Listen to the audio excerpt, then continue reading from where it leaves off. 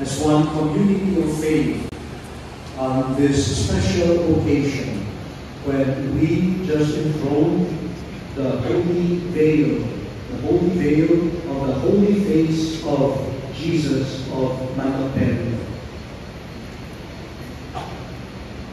Let us begin our reflection on the Gospel. According to the account of St. John, early in the morning of the first day of the week, Mary Magdalene came to the tomb and saw that the tomb was empty. So she ran to the disciples. Peter and the beloved disciple ran with her. And who got first into the tomb, the area? The beloved disciple. But he allowed Peter, Simon Peter, to enter first. What did they see? Both of them saw the burial cloths in the tomb. The cloth that covered his head, and the burial cloths that covered the body. Ganoon po ang kostumbre nila noon sa paglilibing. Ang buong katawan binabalot ng tela na panglilibing. Pero merong bukod na tela mas maliit para sa ulo, para sa mukha. Peter and the beloved disciple saw the cloths. But there is an important detail. The cloth that covered the face was not with the other cloths that covered the body.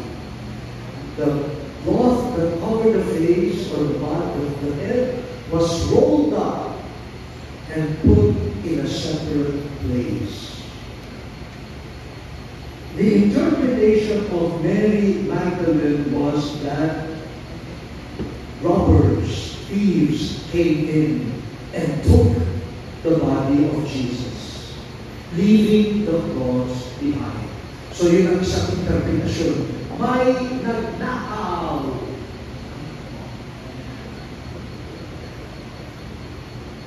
What was the reaction of Peter? We do not know. According to the Gospel, he saw and he left. Bakit kaya? That's a mystery. But the beloved disciple, he saw the burial cloths scattered there, and he saw the cloth that covered the head folded, rolled up in a separate place, and according to the Gospel, he saw and believed. Three different reactions. Some will say, nakapasok ka magnanakaw. In fact, later on, Jesus will appear to Mary Magdalene, and Mary Magdalene would not recognize Jesus and mistook him for the gardener and said, "Uy, gardener, baka ikaw ang nagnakaw ha? Saan mo pa dinala ang karawan?" Yung pala, si Jesus na. So there was a journey on the part of Mary Magdalene. Peter will believe later on in another apparition, but the beloved disciple believed. When you are in love, you believe. The eyes of faith and the eyes of love. Sino nga namang magnanakaw ang may oras pa na, teka ito, i-fold natin ang maayos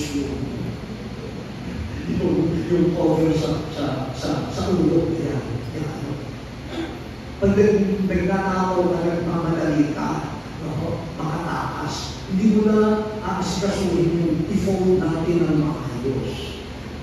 That small detail, that small detail was seen by the beloved disciple, and his love reminded him of third day I will rise again. And for him, one sign was that cloth that covered his head. Now, up to now, the Holy Veil of Manoperno receives different reactions. Some say, oh, it's impossible. Some say, oh, maybe that was a painting done by somebody else. Some say that was stolen and then given to another person. But some, out of love and out of faith, say, we see the face of the Lord. So, my dear brothers and sisters, this is an invitation to faith. An invitation to faith that is nurtured by love. When love is strong, you believe. When love becomes weak, you begin to doubt. Until love is made firm. Pwede malaman, sino po dito ang may asawa, who are married. Ay, sister, ay, di ba, pala ko kayo. Sorry, sister. Okay. O, di ba ho, kapag yung pag-ibig nyo matindi at mataal, pag tinanong nyo sa asawa nyo, saan ka galing? Sa Adoration Chapel.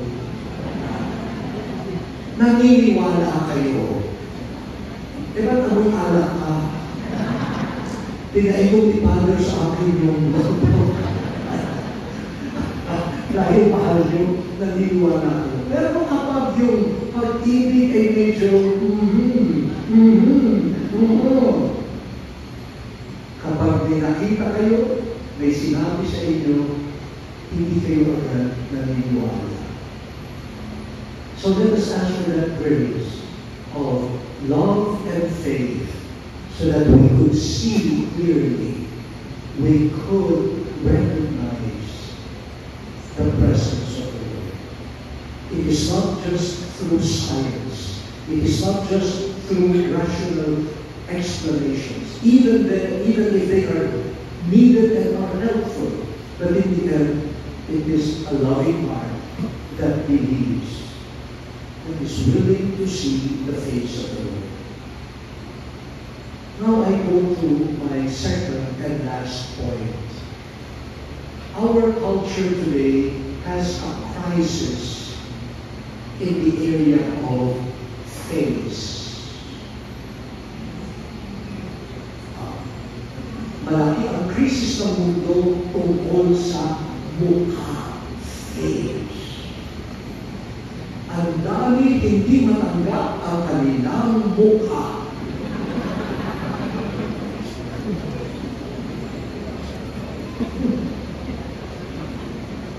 At kayo tumawa. Nangyayari pa rin dito yun sa Cagayan de Oro. Oo, yes, surprises. Parang we see our faces and we see only things that we can complain about. And the sad thing is, we allow ourselves to be affected by these advertisers that make us feel insecure so that they can sell their products. Your skin is not shiny enough. And then you look at yourself. Okay naman. The following day, parang hindi na ako. The third day, ay oo nga, dry. Ano nga yung product ngayon that we buy? Ayan. Oily na nga ang mukha mo eh. Hindi mo na kailangan yan eh. But you allow yourself to be fooled and to be made insecure of your face. And some spend money, save money in order to revise their faces.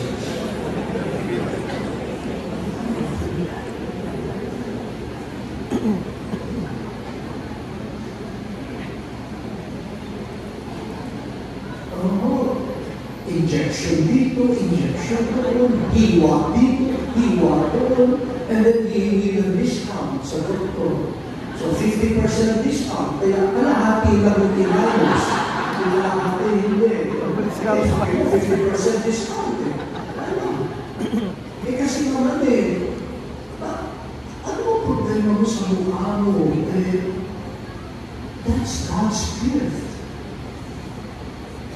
And now, it's becoming worse because of some technology.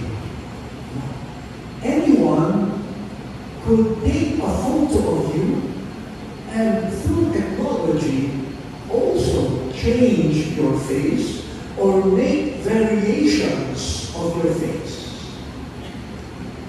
Sometimes you look comical. Sometimes you look horrendous. Sometimes you look, I don't know. But now I see who has given these people the right to tamper with my face. But you do not know who's doing it. The face of the human person is becoming a battleground of different consumerist, dehumanizing forces.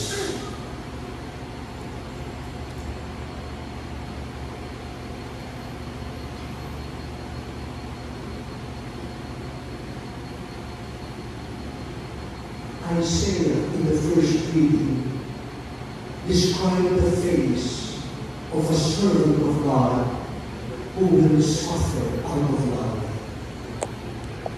His face will be marred, will be wounded because of the hatred of those who are against him. But, according to Pope Benedict XVI, that is the most beautiful face. The face that human beings did not want to look at. But this is the face of someone who loved. The someone who accepted the wounds of others so that our faces will be renewed. And that's a beautiful face, the face of someone who loved until death. Huwag na po tayo pumastos. Huwag na po tayo pagkonsulta ng kung ano pa. Gusto niyo gumanda ang inyong mukha. Magmahal. Katulad ng pagmamahal ni Jesus. Love makes you radiant.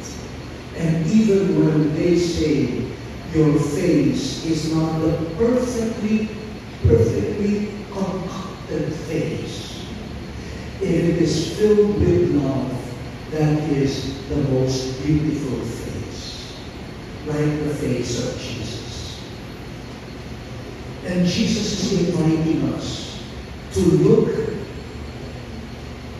for His face embedded in the faces of our brothers and sisters. Unfortunately,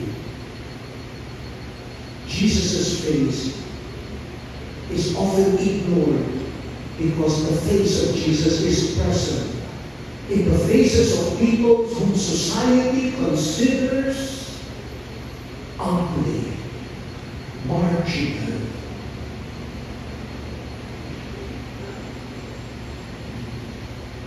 The poor,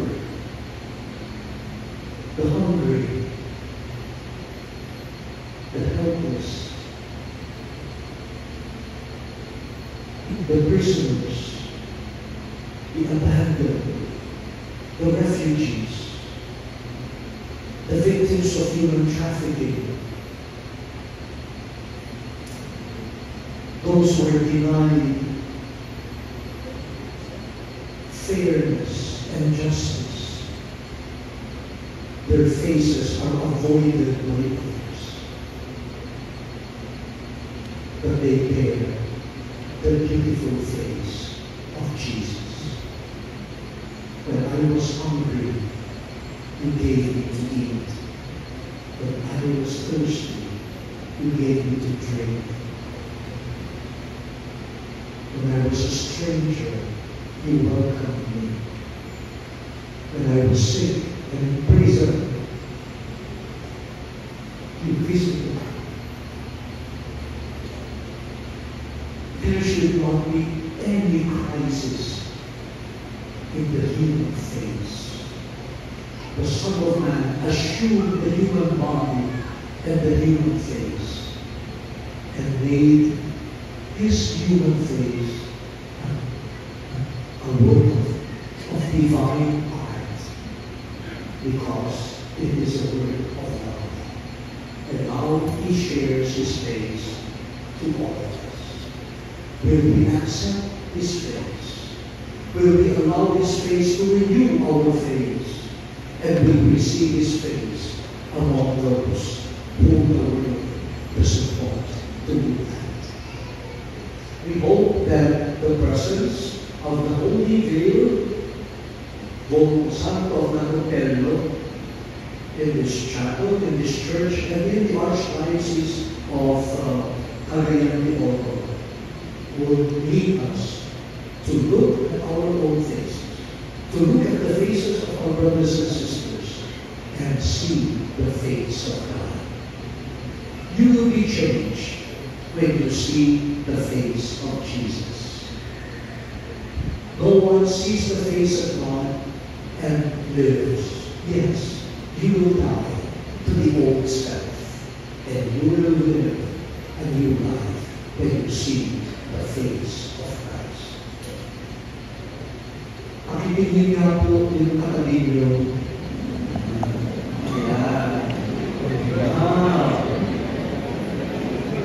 Parang masaya kayo na nakita.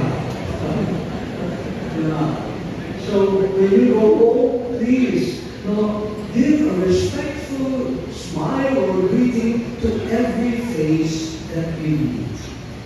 For all you know,